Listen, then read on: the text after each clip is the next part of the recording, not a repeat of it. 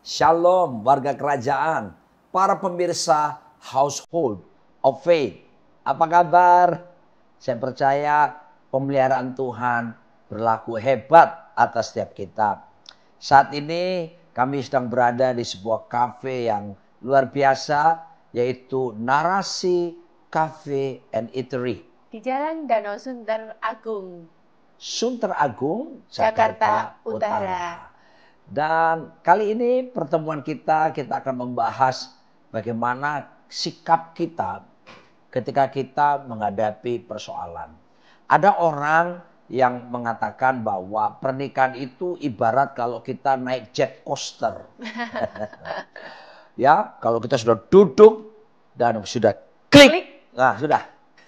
Ya, menikmati 2 menit gelombang naik turun dan kejutan. Udah bisa turun ya. Ya, udah nggak bisa buat apa-apa. Kita nggak bisa bilang ketika udah jalan lalu kita bilang stop, nggak bisa. Turun, nggak bisa. Demikianlah orang mengibaratkan bahwa pernikahan seperti itu. Dan tentu seringkali ketika kita memulai sesuatu masih kerenyang-kerenyang ya. Listriknya tinggi, tegangannya tingkat ya. tinggi dan menikmati hal yang indah yang kita sering kenal dengan bulan madu dan sebagainya. Tapi seiring berjalannya waktu, lalu kemudian mulai terlihat semakin nyata di depan mata kekurangan daripada pasangan yang selama ini tidak pernah muncul selama pacaran ya. Dan tiba-tiba ya terpampang. Dan demikian pula yang seringkali kami dengar dalam pelayanan counseling pernikahan bahwa ketika pacaran kami tidak melihat hal itu ada padanya, tapi waktu menikah justru kelihatan. Nah, kita akan melihat bagaimana kita harus meresponi suatu keadaan-keadaan yang dihadapi dalam keluarga seperti itu. Karena respon kita ini akan menentukan bagaimana kebahagiaan keluarga itu dapat terjadi di sebuah rumah tangga. Ketika respon kita benar, maka saya percaya bahwa itu akan menambah keharmonisan di dalam rumah tangga. Dan walaupun memang ya tidak semudah itu, kadangkala ada musim-musim kehidupan pernikahan yang terjadi. Seperti orang hidup di 4 musim. Ada musim yang paling disukai musim apa? Musim panas. Musim panas. Berlibur semuanya. Mereka berlibur, lalu mereka berjemur di pantai, menikmati masa-masa kebersamaan keluarga. Tapi musim yang paling tidak disukai musim apa? Musim dingin dong. Musim dingin. Ya. Ketika musim dingin, semua terbatas, ada salju di mana-mana dan sebagainya. Dan ada musim semi, ada musim gugur tentunya. Demikian pula dalam kehidupan manusia, termasuk pernikahan. Selalu ada musim-musim kehidupan. Tetapi ingat baik-baik, ketika kita melakukan janji, komitmen di hadapan Tuhan, dalam keadaan apapun, kita tetap konsisten berpegang pada komitmen. Maka saya percaya pertolongan Tuhan, penyertaan Tuhan tidak akan henti-hentinya terjadi dalam setiap keluarga. Mari kita evaluasi terlebih dahulu ya. Ya. Masing-masing kita dulu jatuh cinta sama pasangan kita karena apa sih? Setiap orang pasti punya idealismenya masing-masing. Punya kan? Alasan gitu ya. Contohnya saya.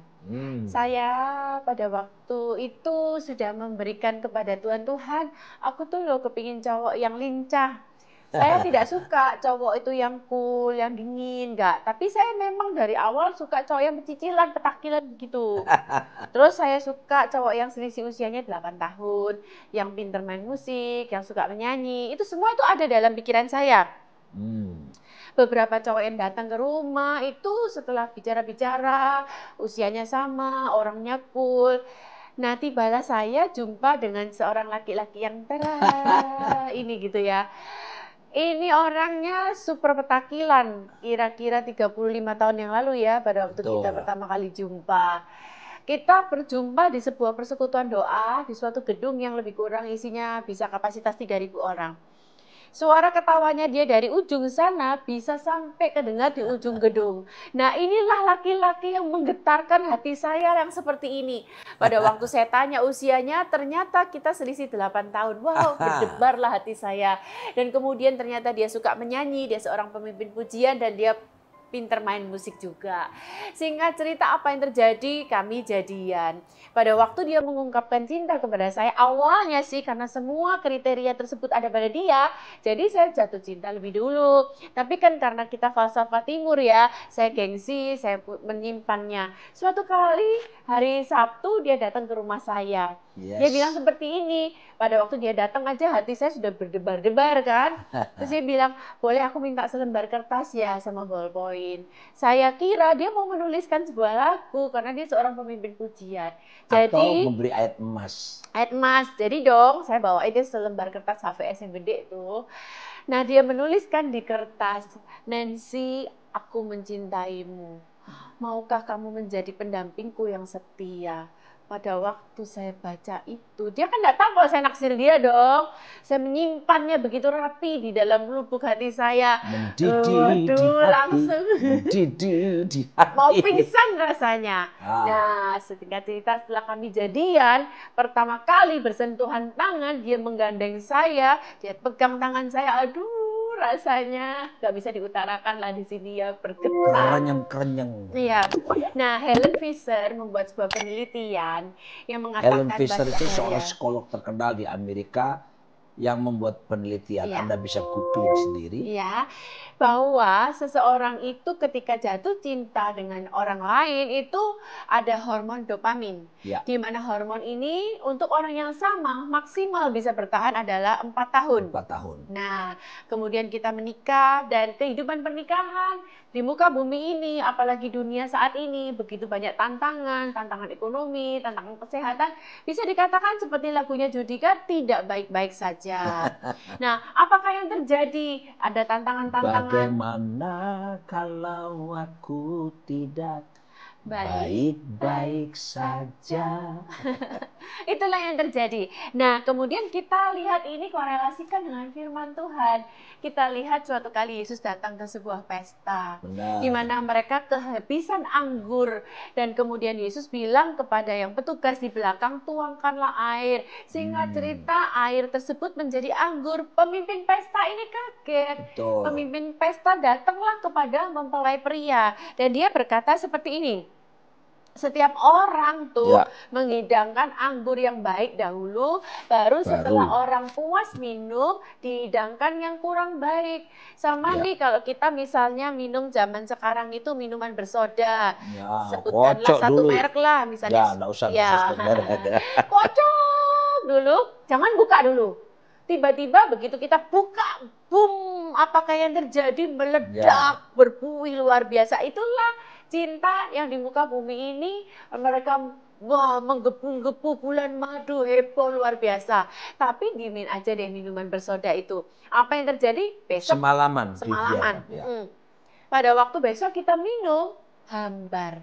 Pada waktu diminum, besoknya hambar. Makanya pemimpin pesta bilang orang lain di pernikahan lain, mereka memberikan yang manis dulu. Setelah puas, baru yang hambar. Tapi firman Tuhan berkata tidak terjadi dengan yang terjadi di kota Kana. Kamu justru memberikan yang terbaik, anggur yang terbaik hingga saat ini. Nah, itu dia. Tuhan menginginkan dalam hidup kita, rumah tangga kita, kehidupan kita. Kalau hari ini ada di antara kita merasakan kok hambar ya, kok udah nggak rasa getar-getaran seperti dulu lagi. Maka jangan lupa, Yesus Kristus tetap sama, baik kemarin, sekarang, bahkan sampai selama-lamanya. Kalau dulu dia buat mujizat, hari ini pun mujizat tetap bisa berlangsung dalam kehidupan setiap kita. Maka itu kita perlu datang kepada Yesus dan memohon pertolongannya untuk memulihkan keluarga kita, memulihkan kehidupan kita. Nah, tentunya ada banyak hal yang akan dihadapi dalam setiap pergumulan-pergumulan permasalahan. Kami akan tunjukkan bahwa menurut John Maxwell dalam bukunya Equip, ada 4 tipe manusia. Respon manusia. Ada 4 tipe bagaimana seseorang berespon kalau dia sedang punya masalah. Masalah.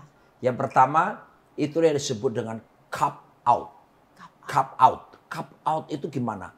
Orang yang ketika kena masalah, mengalami masalah, cenderung untuk apa? Menghindar. Tidak mau berhadapan dengan masalahnya. Mau cari rasa aman. Dan ini tidak akan pernah bisa menyelesaikan masalah. Dan bahkan cenderung membiarkan masalah itu akan berlarut-larut. Cup out. Gampang menghindar. Biasanya mereka ngomong begini. Oke deh, aku yang salah. Ya toh? Lalu nggak dengan tulus ya. Ya, aku yang salah, kamu yang selalu benar. Nah, ini kan nggak mau menyelesaikan, lebih mau supaya nggak dibahas lebih jauh. Contoh lagi misalnya, ya sudah terserah maumu aja deh. Nah, contoh-contoh kenyataan sehari-hari kita lihat ini sungguhlah tidak baik. Ini seperti fenomena gunung es. Di hadapannya, di depan permukaan kelihatan masalahnya tidak tinggi, tapi di bawah permukaan air laut. Wow, itu adalah hal yang besar sekali, yang bisa sekitar 5 kali lebih besar daripada kelihatan. Sebab itu penting sekali untuk kita mengetahui kondisi. Hati-hati dengan cup out ini. Biasanya orang seperti ini tidak akan bisa menjadi orang-orang yang bisa diandalkan. Karena kecenderungannya adalah menghindar. Kadang-kadang ada masalah, tahu-tahu pergi gitu aja tanpa menyelesaikan masalah. Penting itu pulang kadang-kadang ya. Ya, itu yang pertama. Yang kedua, itulah disebut dengan hold out. Hold out itu tipe orang yang ketika punya masalah, yang terjadi adalah dia memang bertahan dalam masalah itu. Bertahan dalam kesulitan, tapi sifatnya apa? Pasrah. Pasif ya. Pasif. Nerimo gitu aja orang Jawa. Kalau orang Surabaya bilang nerimo aja. Ya sudah. Qui sera, whatever will be, will be. Ada lagunya, lagu The Beatles mana? Let it be, let it be, let it be, let it be. Sama saja, tidak mau berupaya untuk menyelesaikannya. Dan ini kondisinya kelihatannya lebih baik daripada yang nomor 1 tadi, cup out, menghindar. Tapi sebetulnya ini juga sikap yang tidak baik. Tidak menyelesaikan. Hold out, tidak menyelesaikan, bahkan cenderung apa yang disebut dengan membiarkan itu tetap berlalu dan membiarkan dirinya dalam keadaan pasrah, nerimo, tanpa ada jalan keluar. Sikap-sikap seperti ini tidak boleh ada. Selanjutnya dalam episode selanjutnya kita akan lanjutkan pembahasan ini, tapi kita nikmati dulu dong sajian dari Narasi Cafe and Eatery di Jalan Danau Agung Sunter, Jakarta Utara. Sedap, mari kita nikmati.